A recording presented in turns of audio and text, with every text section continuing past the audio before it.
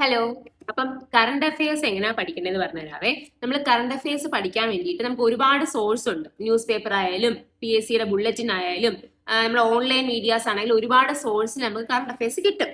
അപ്പൊ current affairs ആദ്യം എങ്ങനെ അറേഞ്ച് ചെയ്യണമെന്ന് പഠിക്കണം. അപ്പൊ നമുക്ക് എല്ലാ സോഴ്സിനും കിട്ടുന്ന ഇത്രയും ഇൻഫോർമേഷൻസ് നമുക്കൊന്ന് കാറ്റഗറി ചെയ്ത് ആദ്യമേ തിരിക്കണം. അതിനായിട്ട് കുറച്ച് A4 സൈസ് പേപ്പർ വാങ്ങിക്കുക.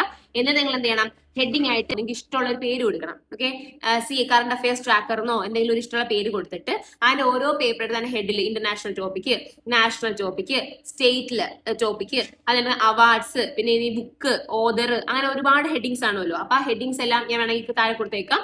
അതെല്ലാം ഓരോ പേപ്പറിന് ഹെഡിങ് ആയിട്ട് എഴുതുക. എന്നിട്ട് ഈ പല സോഴ്സിൽ നിന്ന് കിട്ടുന്ന ന്യൂസ് അതിന്റെ ഏതിന്റെ അണ്ടറിലാണോ വരുന്നത് അതിന്റെ അണ്ടറിൽ എഴുതി പോവുക.